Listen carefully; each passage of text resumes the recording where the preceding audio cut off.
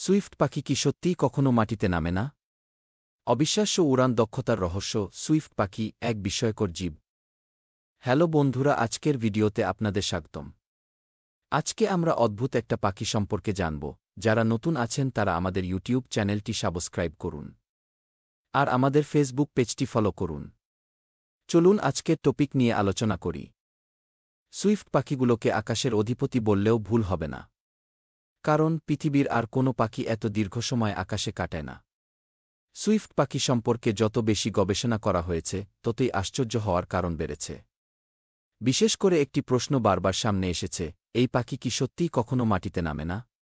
প্রকৃতির এই অবিশ্বাস্য সৃষ্টি সম্পর্কে জানার কৌতূহল আমাদের অনেক দিনের।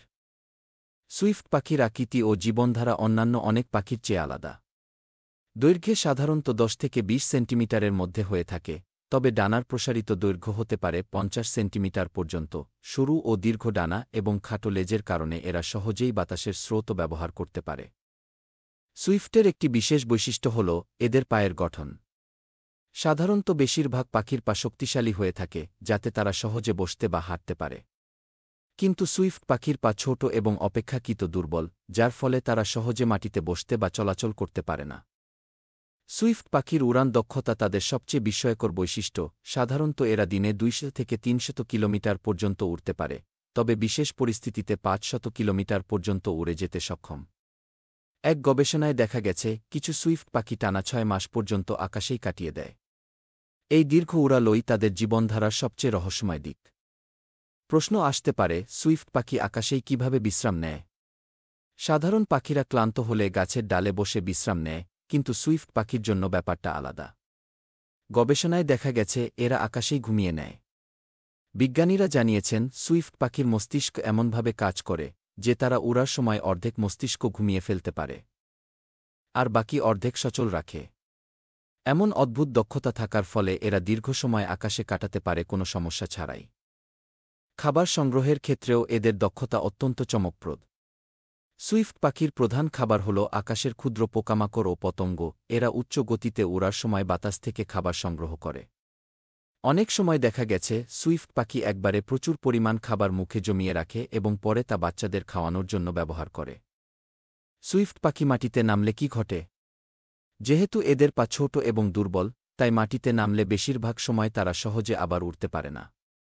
অনেক সময় মাটিতে পড়ার ফলে এরা শিকারীদের শিকারে পরিণত হয়। তাই সুইফট পাখির জন্য আকাশই সবচেয়ে নিরাপদ জায়গা। এই পাখিদের নিয়ে বিজ্ঞানীদের গবেষণা থেমে নেই। সাম্প্রতিক গবেষণাগুলো দেখিয়েছে যে সুইফট পাখির এক প্রজাতি, কমন সুইফট, 10 মাস পর্যন্ত আকাশে উড়ে থাকতে পারে। অর্থাৎ তারা বছরে মাত্র 2 মাসের জন্য কোনো স্থানে অবস্থান নেয় আর বাকি সময় আকাশে কাটায়। বিভিন্ন দেশে সুইফট পাখি নিয়ে প্রচুর গল্প ও কাহিনী প্রচলিত আছে। চীনে মনে করা হয় সুইফট পাখি সুখের প্রতীক। আবার ইউরোপে এই পাখিকে আকাশের ভবঘুরে বলে আখ্যায়িত করা হয়। সুইফট পাখির এই জীবনধারার কারণে অনেকেই একে প্রকৃতির সবচেয়ে রহস্যময় পাখি হিসেবে বিবেচনা করে।